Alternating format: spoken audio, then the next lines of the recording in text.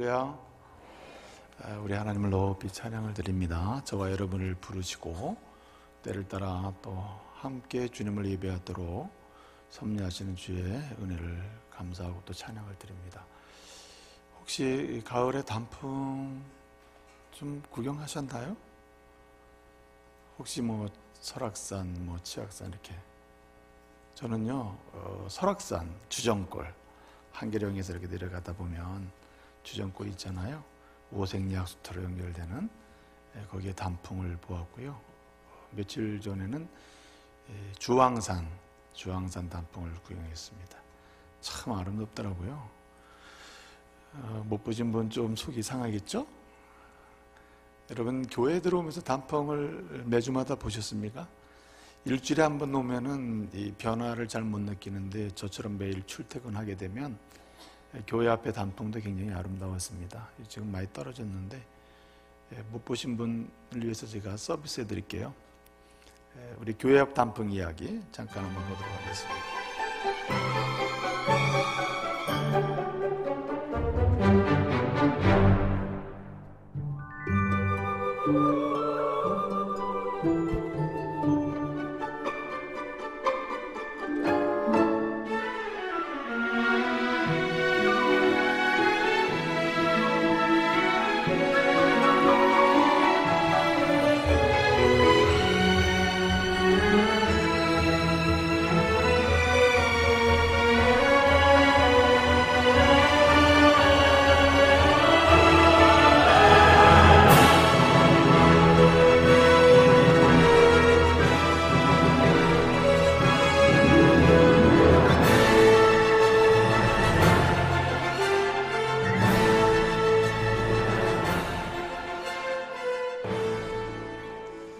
어떤 분은 이렇게 묻더라고요. 저 단풍, 주황산 단풍 찍은 거 아니냐고.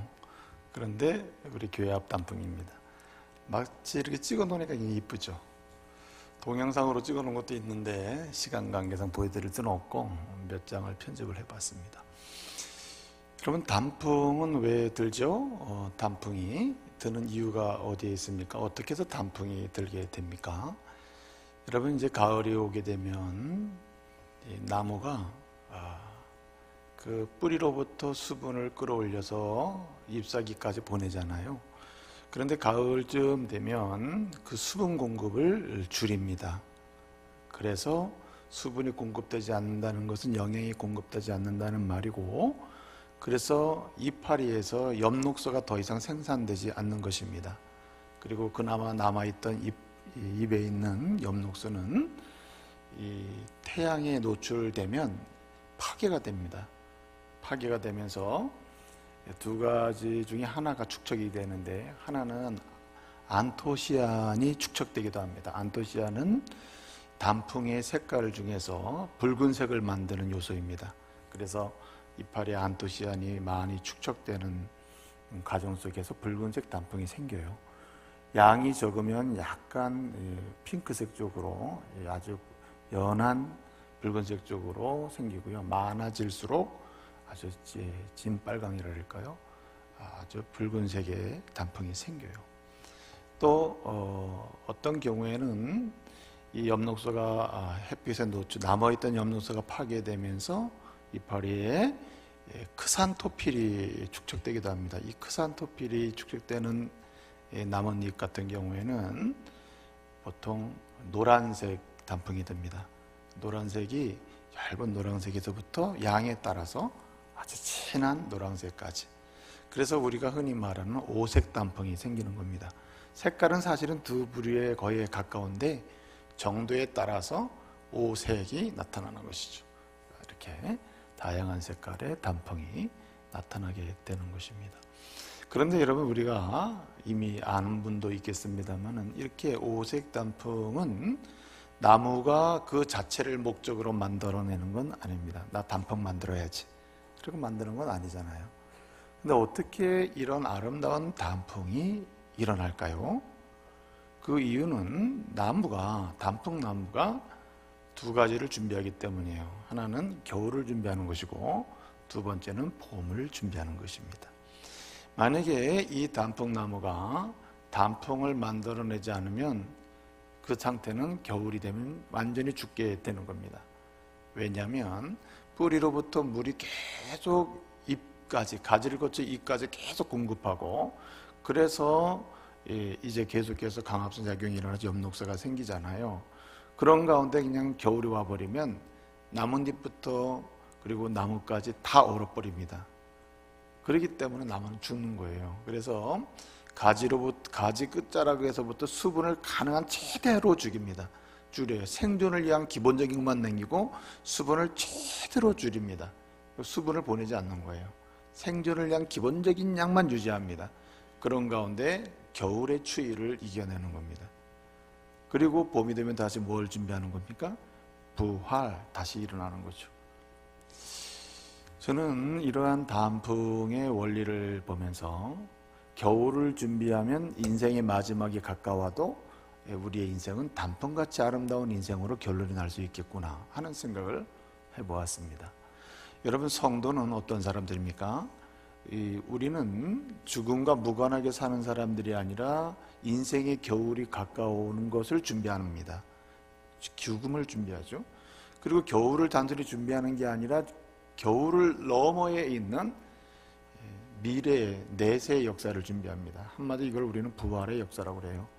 그래서 죽음이라고 하는 겨울을 지나 부활이라고 하는 영광의 영생의 나라, 하나님 나라 들어가는 이 부활의 영광을 위하여 오늘 우리의 삶을 준비하고 사는 것이죠. 그래서 단풍 인생이란 이렇게 설명할 수 있을 것 같아요.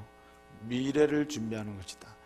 오늘을 아름답게 꾸미려고 하는 것이 아니라 미래를 준비하는 인생이다. 여러분, 아름다운 그리스도인의 인생이란 어떤 것입니까? 이 세상을 어떻게 잘 살아야 하는가에 있지 아니하고 우리는 어떻게 하면 아름다운 미래를 준비할 수 있는가에 있는 것이죠. 창세기 6장을 보게 되면 노아 홍수 이야기가 나옵니다. 아시죠? 여러분, 노아는 하나님께 은혜를 받았던 사람입니다. 그런데 이 노아 홍수 이야기를 보게 되면 노아 홍수 이전과 이후를 생각해 보면 어떻습니까? 많은 사람들이 오늘 어떻게 살까에 초점이 맞춰져 있었으나 노아는 어떻습니까? 미래에 겨울이 온 이후의 삶이 어떻게 준비되어야 하는지를 생각하고 방주를 만드는 인생을 산 겁니다. 사실은 방주를 120년 동안 만든다는 게 이게 무슨 재미입니까? 이건 고통과 고생이 아닙니까? 그러나 그것이 곧 인생의 마지막 시점이 가까울수록 그는 단풍 같은 인생을 산 것이고, 그에게는 겨울이 와도, 홍수라는 겨울이 와도 겨울이 아니었고 방주가 있으니까. 그 다음에 홍수가 다 끝난 다음에 땅에 내딛어서 그에게는 부활이 있는 것입니다. 다시 생명을 일으키는 거룩한 역사를 보게 된 것이죠. 그러므로 저는 오늘 말씀을 함께 나누고 싶은데, 단풍 같은 아름다운 인생을 저와 여러분이 살기를 소원합니다. 여러분, 단풍 같은 아름다운 인생이란 단순히 오늘을 잘 사는 게 아니라 미래를 준비하고 내세를 준비하는 삶이다.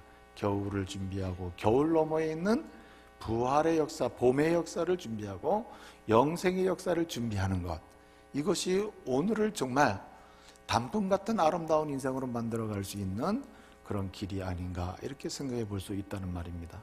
만약에 단풍나무는 거의 그런 경우는 없지만, 만약에 단풍나무가 나는 가을이 오든 겨울이 오든 난 상관없어, 나는 뿌리에는 물이 있으니까요, 뿌리는 물과 전혀 상관없이 이 우회와 상관없이 물을 끌어올릴 수 있는 능력이 있습니다. 뿌리에는 물과 닿아 있는 거 아시죠? 계속해서 계절과 상관없이 나는 물을 끌어올려서 저 가지와 저 잎사귀에 계속 보내겠다, 이렇게 생각하고 가을이 왔는데도 불구하고 계속 물을 끌어올려서 수분을 조절하지 않고 잎사귀까지 여름처럼 계속 물을 보내면 어떻게 되는 겁니까? 만약에 그랬다면 단풍은 고사하고 겨울이 나기 전에 어떻습니까? 죽는 것이죠. 그 자체가 죽는 것입니다.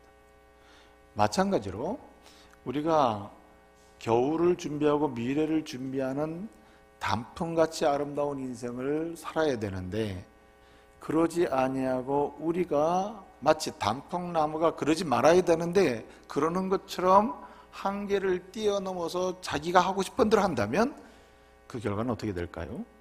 겨울을 넘기기 힘들겠죠. 겨울이 오면 그냥 죽음으로 끝나는 것이고, 부활의 역사, 생명의 부활의 역사는 그에게 주어지지 않는 것이죠. 그렇지 않습니까?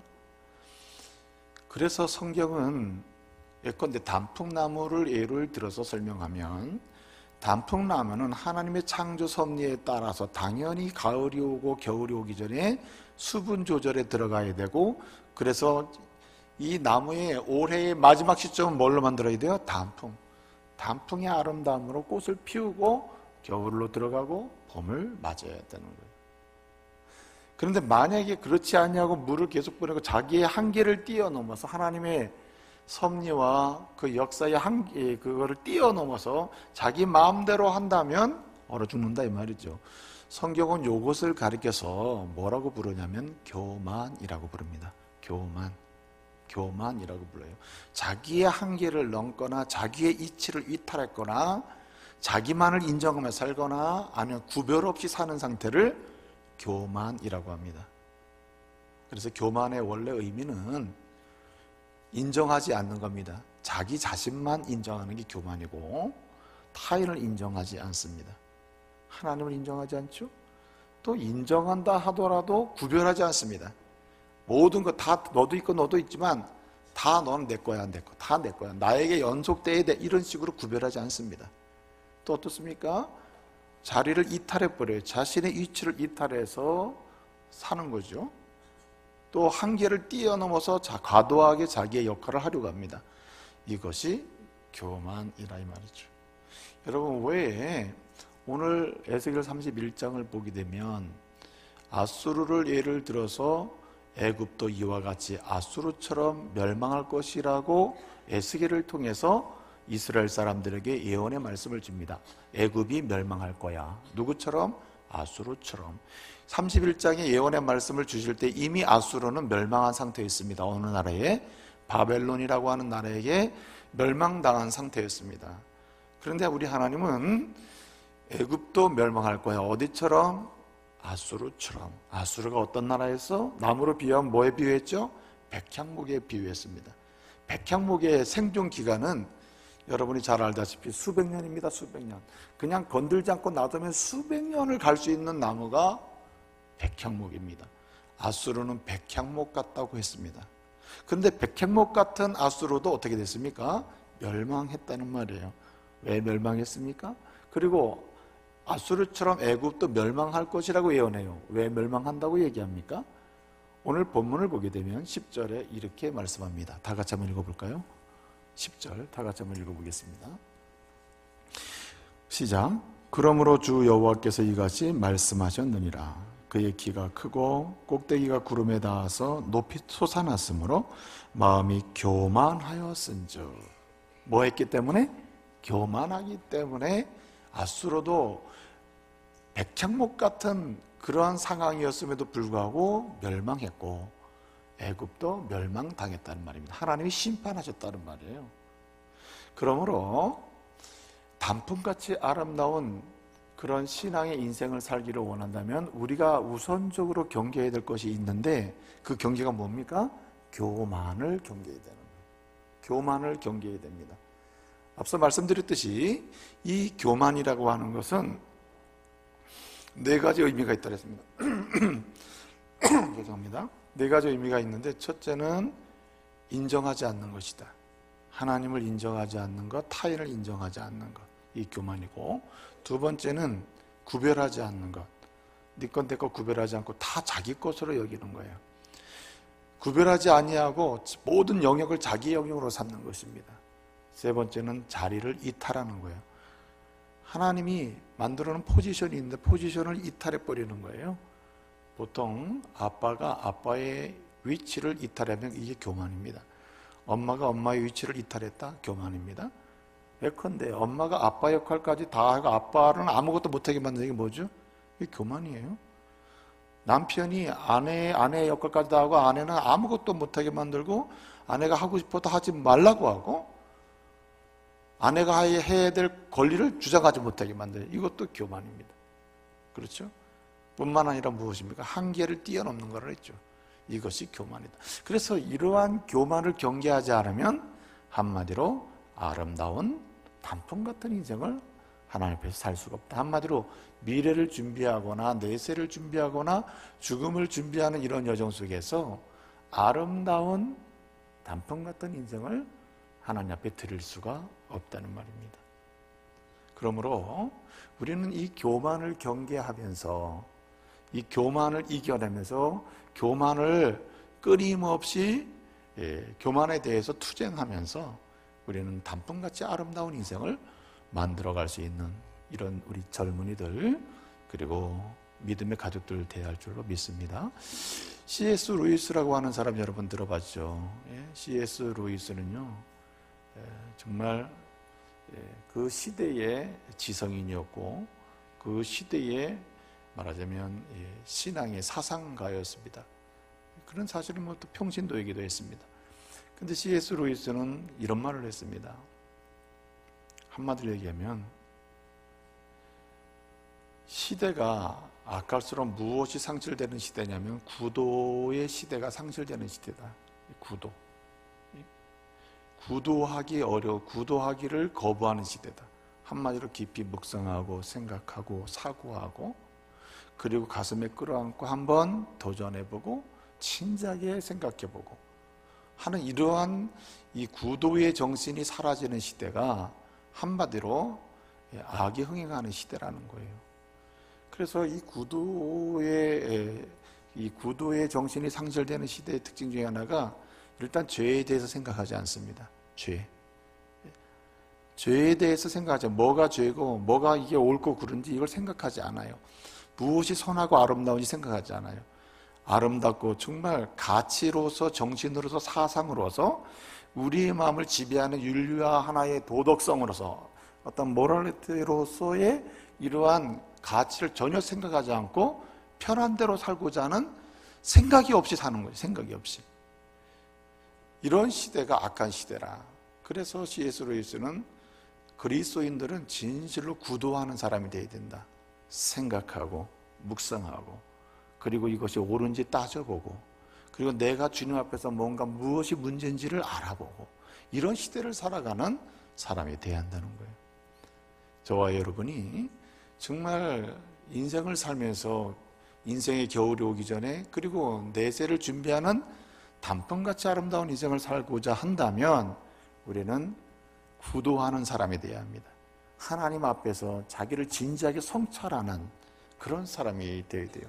하나님 앞에 자기를 돌아볼 수 있는 사람이 되어야 합니다. 하나님 말씀 앞에서 자기 자신을 비추어 봐서 좀 따져보고 그리고 다시 세워볼 수 있는 이런 사람이 되어야 합니다.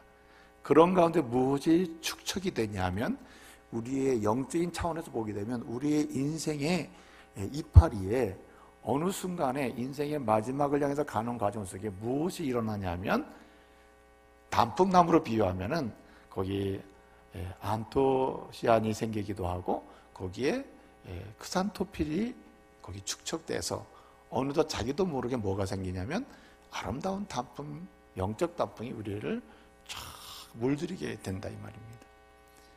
그래서 우리는 교만을 경계하는 가운데 구도하는 자로서, 묵상하는 자로서, 하나님 앞에 자기를 돌아보는 자로서, 회개하는 자로서, 진지하게 자기를 성찰하는 자로서 우리는 단풍같이 아름다운 인생을 위하여 무엇을 축적하는 사람이 되어야 되는가? 오늘 본문은 세 가지를 우리에게 도전해 주는데 단풍같이 아름다운 인생을 위해서 우리가 하나님 앞에서 구도하고 살펴보고 자기를 따져보고 돌아보는 가운데 계속해서 축적해야 될 것이 뭐냐면 세 가지 단어로 요약할 수 있어요. 여러분에게 기억하기 좋도록 제가 단어를 하나 만들어 봤는데 한번 따라해 보십시오. 이상, 따라서 이상, 고상, 헌상, 이 세 가지에 대해서 제가 말씀을 드리려고 해요. 첫째는 이상, 두 번째는 이상을 넘어서서 고상으로, 고상을 넘어서 어디로? 헌상으로 이렇게 가야 이 세 가지가 영적 단풍 인생을 만드는 데 굉장히 중요한 요소라는 겁니다. 우리가 하나님 앞에서 자기를 늘 살피고 비판적 성찰을 하고 그리고 주님 앞에서 늘 구도자로서 하나님의 그 은혜를 구하는 자로서 서서 나가다 보면 우리는 세 가지에 도달을 하게 돼요.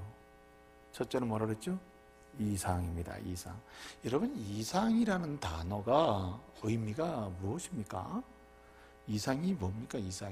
이상이라는 말 자체가, 단어 자체가 보통 우리가 어떤 것을 갖게 되거나 어떤 것에 도달하게 되면 그것 때문에 내 마음과 내 정서와 내 정신이 만족스럽게 되는 상태가 될 수 있다고 생각하면서 잡으려고 하는 그것이 이상이에요. 좀 더 설명을 드리면, 뭔가 지적 차원에서 보게 되면 자신이 가지고 있는 지식과 경험의 범위 속에서, 경험의 범위 속에서 뭔가 최고로 아름다운 기준이요, 모범이요, 정석이라고 생각하는 그것을 향해서 나갈 때, 그것이 뭐냐면 바로 이상이라는 거예요. 이상.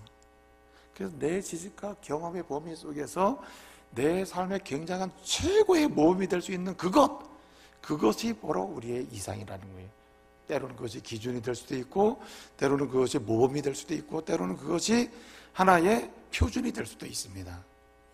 그런데 오늘 말씀은 하나님의 은혜 가운데, 하나님께 구하는 가운데, 그러는 가운데 우리가 아름다운 단풍 인생으로 축적해야 될 것이 있는데, 그것이 뭐냐면 바로 하나님이라는 거예요. 하나님을 나의 이상으로 삼고 가야 한다는 겁니다. 여러분, 하나님을 이상으로 삼는 사람들에게 나타나는 가시적인 삶의 실제가 뭔지 아십니까? 우리는 그것을 겸손이라고 합니다. 겸손. 여러분 보세요.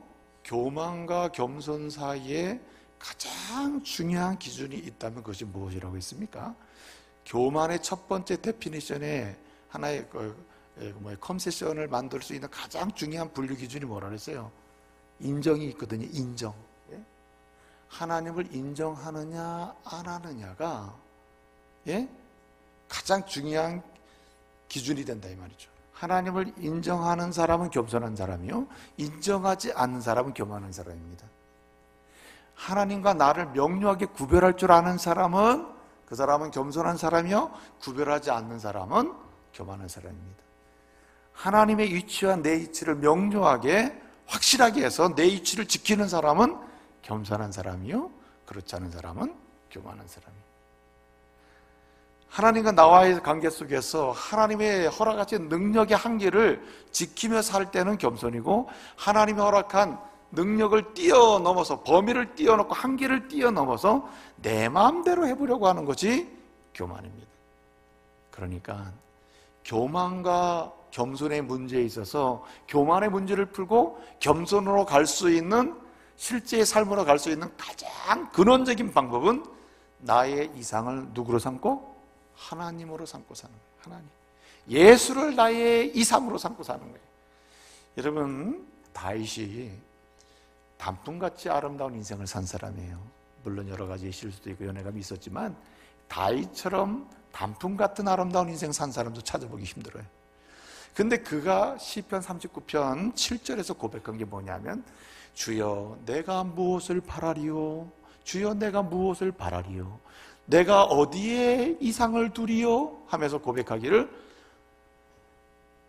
내가 주여 무엇을 바라리요? 오직 나의 소망은 누구께 있어요? 주께 있나이다 있어요. 무슨 말입니까 이게? 나의 이상은 주님이라는 뜻입니다. 주님이 내 삶의 목적이고, 주님만 있으면 나의 모든 것이 다 있는 것이고, 주님이 내 생의 기준이고 내 세계의 주인이며 내 모든 것입니다. 내 모든 것. 다윗은 그렇게 고백하는 거예요. 여러분, 이상을 하나님께 두고 주님께 둔 사람은 절대로 그의 삶에 정말 단풍을 물들이지 못하는 일은 일어나지 않습니다. 여러분, 신앙의 오색 단풍의 시작의 요소는 하나님이신 줄 믿으시길 바랍니다. 예수 그리스도예요. 하나님의 은혜로 말미암아 이 땅에 오신 예수 그리스도의 말 우리의 이상이 되어야 돼요. 그래서 여러분, 사도 바울은 나의 달려갈 길은, 내가 바라는 것은 오직 예수 그리스도다. 히브리서 기자는 뭐라고 얘기합니까? 히브리서 기자는 오직 누구만 바라본다 그랬어요? 오직 주님만 바라본다 그랬어요. 주님만 바라본다. 예수만 바라본다. 오직 예수를 이상으로 삼고 이 세상에 살다 보면 겨울도 준비하고 미래도 준비하게 된다. 그러는 가운데 내 인생은 오색 영적 단풍으로 물들게 된다는 거예요. 여러분, 모든 색깔을 만들어내는 아름다운 영적 색깔은 어디서부터 오느냐? 하나님 그분으로부터, 예수 그리스도 그분으로부터 우리의 영적 컬러가 입혀지기 시작하는 거예요. 여러분, 예수 그리스도를 나의 이상으로 삼을 때 그리스도께서 십자가에서 흘리신 보혈의 피가 내 사상과 내 지혜와 내 모든 것을 머리끝부터 발끝까지 적시게 돼요. 색깔의 변화가 일어나기 시작하는 것입니다. 그래서 하나님께서 우리의 인생 여정 중에 책망을 하시거든요.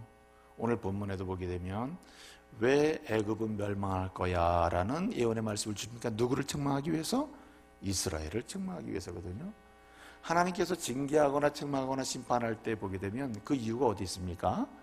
그 1차적 이유는 어디 있냐면 여기에 있습니다. 이상을 바꾸도록 하기 위해서예요. 소망을 바꾸고 기준을 바꾸고 비전을 바꾸게 하기 위해서예요. 여러분, 예수님이 이 땅에 오셔서 우리를 이 위해서 십자가에 죽으시고 부활하신 그 예수님의 구속사에게 목적이 어딘지 아십니까? 우리의 이상을 바꿔주기 위해서예요. 그래서 예수 그리스도를 믿으면 우리의 이상은 그리스도의 곧 하나님이 우리 이상이 되는 것이죠. 그래서 여러분, 우리의 이상이 바뀔 때 우리의 삶은 아주 새로움의 삶의 자리로 나가게 되는 겁니다. 여러분, 에스겔은요, 오늘 하나님의 예언의 말씀을 받아서 전하는 사람 아닙니까? 선지자잖아, 예언자인데 25살 때 바벨론 포로로 끌려갔습니다. 25살 때. 여러분, 이스라엘이 남쪽 유다가 바벨론에게 이제 멸망을 당하잖아요. 바벨론이 크게 3번을 침략하거든요. 크게 3번 침략하는데 첫 번째, 두 번째, 세 번째 침략당할 때 예루살렘이 망하게 됩니다. 근데 에스겔은요, 2번째 침략을 당했을 때 포로로 잡혀갑니다. 그리고 수많은 사람이 잡혀갔죠. 잡혀가서 노예 생활을 하는데 그곳에 있으면서 30살쯤에 하나님의 선지자로서의 부름을 받았습니다. 25살 때 끌려가서 한 5년 동안 노예 생활하고 있는데 하나님이 그를 선지자로 부른 것입니다. 그가 예언을 할 때는 아직 이스라엘이 멸망하지 않았을 때예요. 시작할 때는. 그리고 오늘 31장 예언의 말씀을 주실 때는 언제냐면 마지막 바벨론이 3번째 공격을 막 하고 있을 때입니다. 한 1년 이상을 예루살렘을 함락시키지 못하고 포위해서 계속 공격을 했거든요. 그렇게 포위해서 공격을 하고 있을 때, 이제 막 예루살렘이 막 무너지려고 하고 있을 때 오늘 에스겔 31장 32장의 예언의 말씀을 에스겔에게 주는 것입니다. 애굽도 멸망한다. 그러니 기억하라. 애굽도 멸망한다. 이렇게 얘기하는 거거든요. 그러면 왜 이스라엘 사람들에게 애굽이 멸망할 것이라고 하면서 너희도 멸망할 수 있다. 결국 멸망할 것이다. 그렇지 않으면 이렇게 멸망에 대한 또 징계에 대한 말씀을 계속 하십니까? 목적이 어디 있습니까? 멸망을 하게 하는 목적이 어디 있고 징계를 받게 하는 목적이 어디 있습니까? 이 심판한다는 예언의 말씀을 주는 이유가 어디 있을까요? 그 이유가 어디 있냐면 그때에 너희로 하여금 내가 여호와인 줄 뭐하게 하려고? 알게 하려고입니다. 말씀 한 구절 찾아볼게요. 에스겔 6장 7절. 에스겔 6장 7절 찾아봅시다.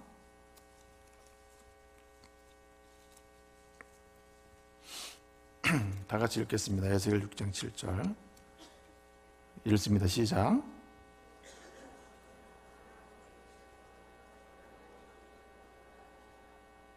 자, 내가 여호와인 줄을 너희가 알게 하려 함이라 그랬습니다.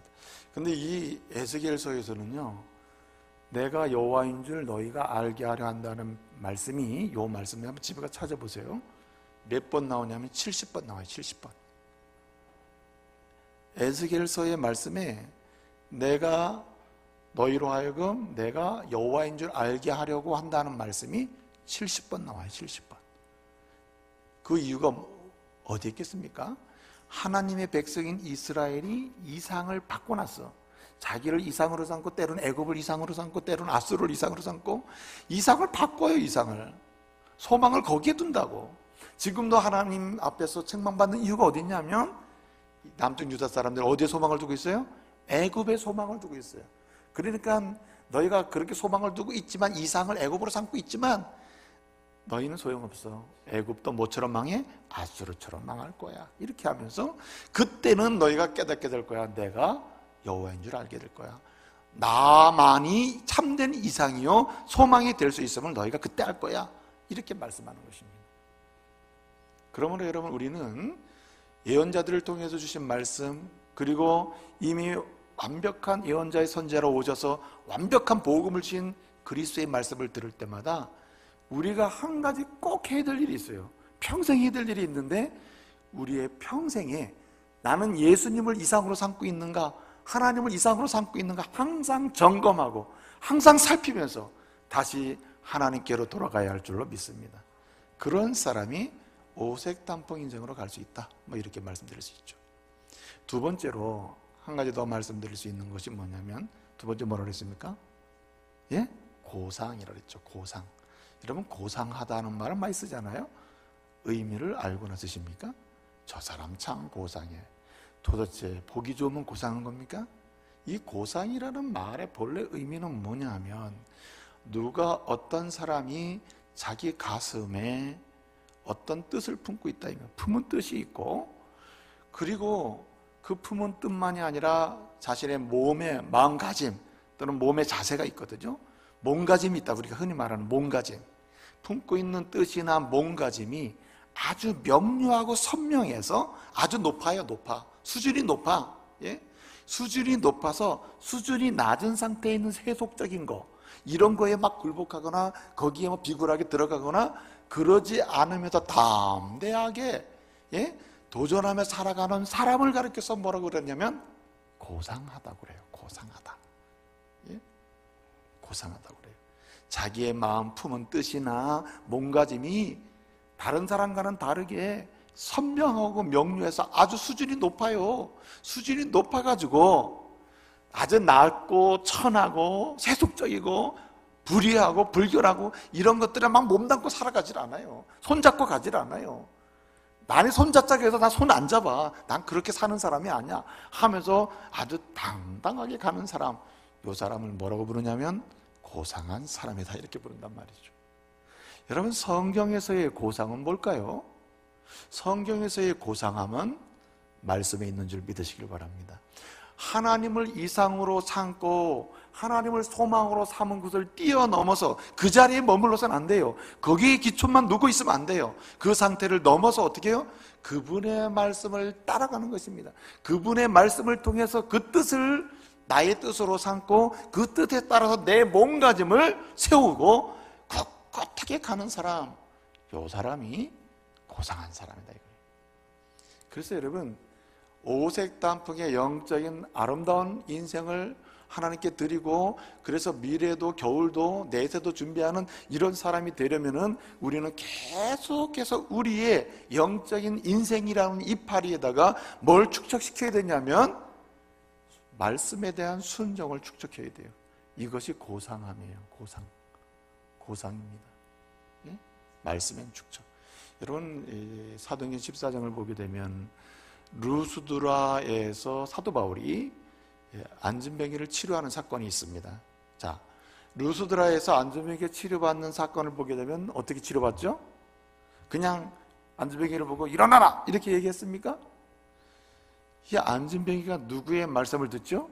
사도 바울이 전하는 말씀을 열심히 듣습니다. 말씀 듣기예요. 말씀을 듣습니다. 그랬더니 그 마음에 변화가 일어났어요. 한마디로 지금까지 막 그냥 편하게 세상과 막 손잡고, 예? 세속적인 것에 막 손을 대고 발을 들여놓고 살던 사람이 마음에 나 이제 그렇게 살면 안 되겠구나, 내 인생은 내 인생이 아니구나 막 깨닫게 된 거예요. 믿음의 역사가 막 일어난 거예요. 그랬더니 사도 바울이 그 모습을 보고 뭐라 했습니까? 일어나 걸으라고 얘기해요. 그랬더니 말씀을 듣는 가운데 믿음의 역사가 일어나고, 그래서 일어나 걸으라고 하는 말씀을 들었을 때 그 말씀을 이 말씀이야말로 내 뜻이구나, 내가 품을 뜻이구나 하고 그 뜻을 품고 그냥 일어나 걸어요. 그냥 순종을 해버려요. 그랬더니 그가 어떻게 됐다고 했습니까? 그는 한마디로 고상한 사람이 된 거예요. 이상을 넘어서 고상으로 갔다. 고상으로. 아름다운 인생이 펼쳐지는 것이죠. 여러분, 하나님께서는요 시대 속에서 선지자를 계속 보냅니다. 계속 선지자를 보내요. 하나님께서 계속 선지자를 보냈습니다. 그래서 마지막 시대에, 하나님의 마지막 때에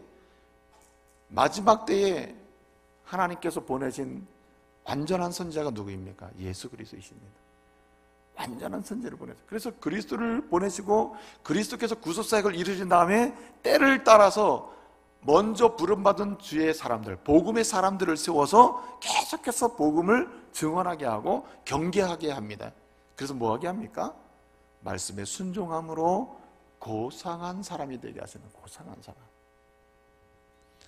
그래서 여러분, 고상의 실제는 항상 순종으로 나타납니다. 순종. 오늘 본문에 4절, 5절을 보게 되면 아수르는 백향목 같다 그랬고요. 그 가지가 막 굵고 가늘게 깊게 뻗었다 그랬는데, 이렇게 백향목, 아수르라고 하는 나라, 백향목으로 비유한 건데요. 애국과 이 백향목 같은 애국과 아수르가 이와 같이 그냥 영화롭고 아름답고 창대해지고 강해지고 이렇게 된 이유가 어디 있었다고 했습니까? 뭐 때문에 이렇게 잘 자랐다 그랬습니까?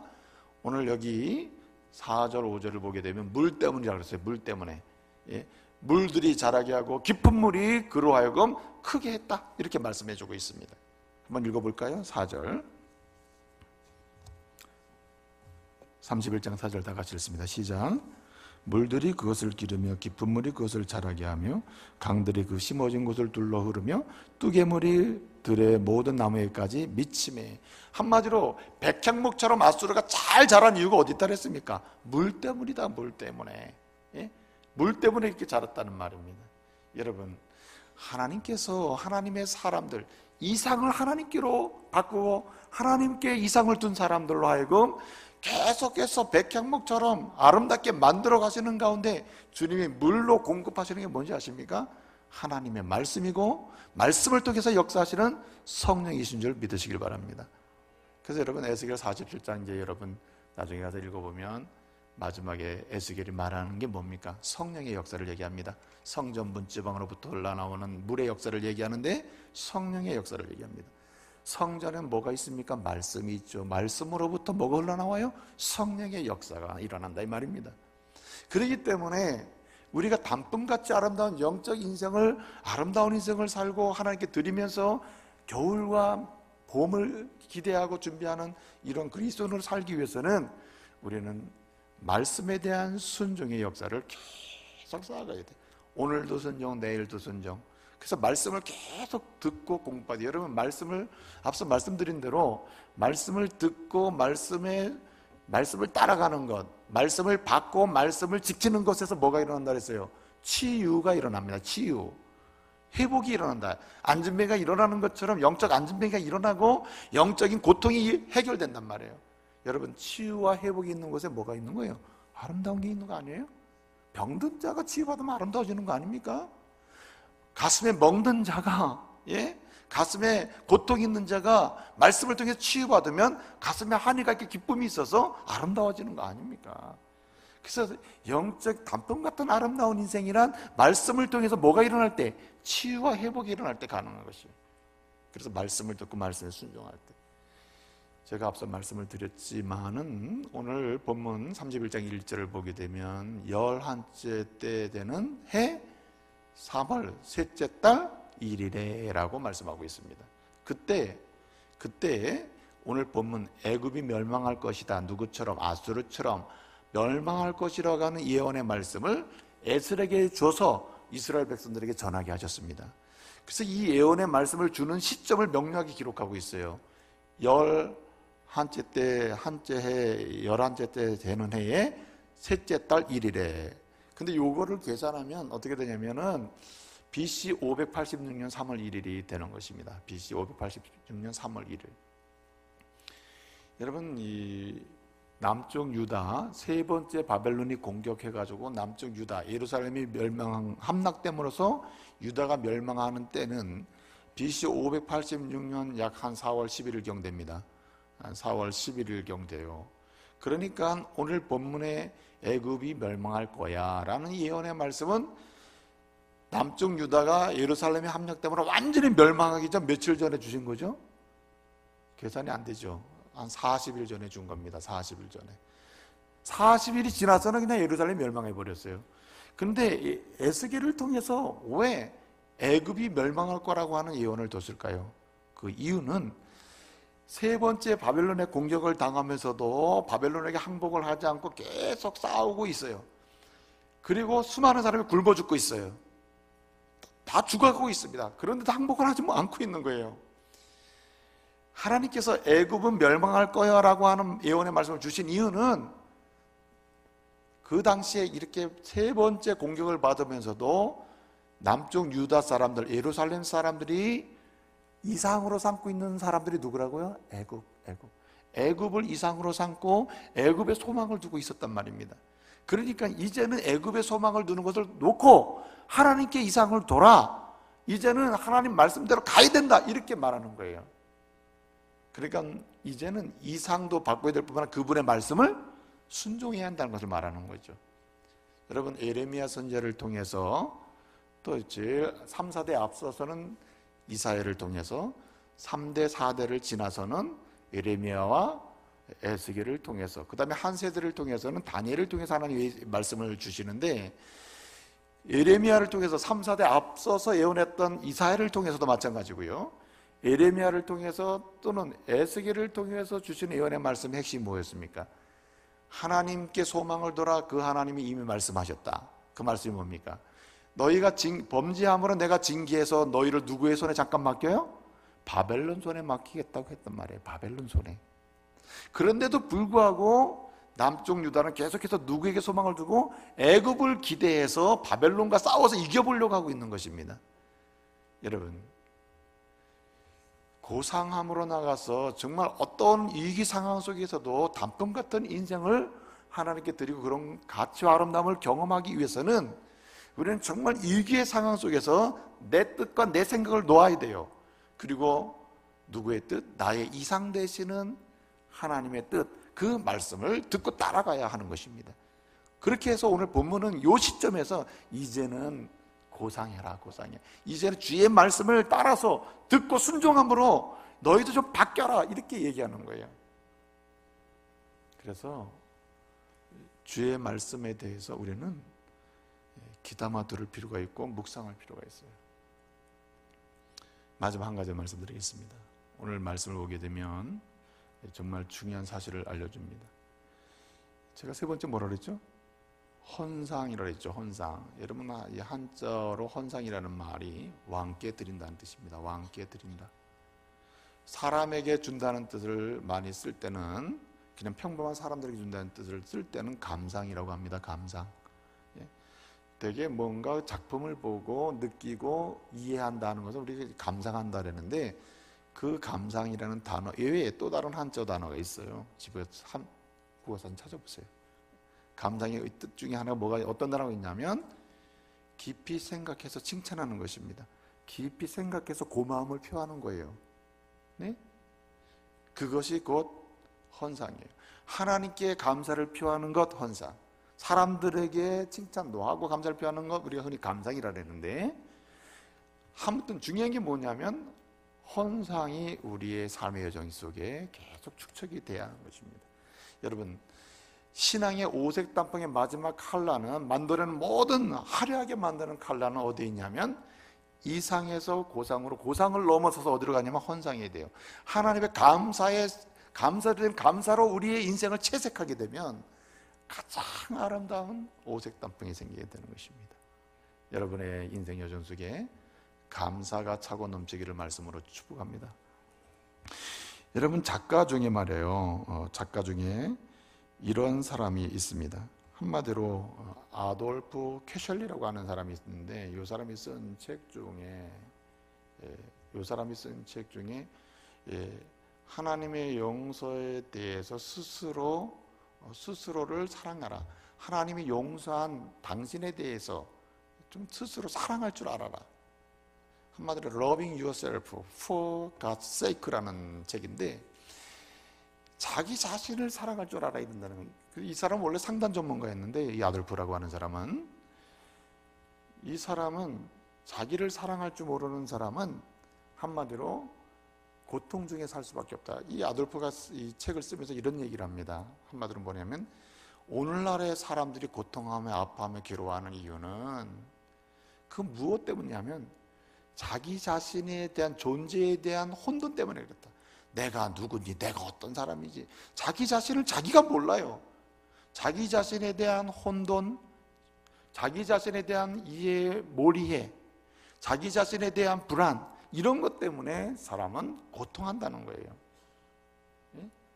그렇기 때문에 흔히 자기 자신에 대해서, 존재에 대해서, 자기 자신에 대해서 혼란을 경험하는 이런 것 때문에 고통하는데, 구체적으로 따져보게 되면 그 중에 하나가 뭐냐면 자기 자신이 정체성이 문제고, 두 번째는 관계성이 문제다. 한마디로 관계 속에서 사람들을 계속 탓하는 것입니다. 너 때문에, 네 때문에, 내가 차라리 세상에 안 나왔으면, 뭐 이런 식으로 계속 가는 거예요. 심지어는 목적 상실이에요. 목적이 없이 움직여요. 그래서 불안해한다는 것입니다. 그래서 이 아돌프는 이렇게 얘기합니다. 뭐라고 얘기했냐면, 이러한 자기 자신의 혼돈과 자기 존재에 대한 그런 불안 때문에 당하는 고통의 문제를 해결하기 위해서는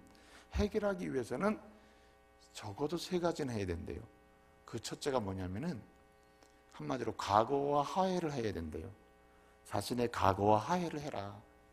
과거에 뭐 있었고 이것 때문에 계속 끌어안고 가면 자기 존재에 대한 혼란이 오고 고통만 생긴다. 과거에 대해서 화해를 해라.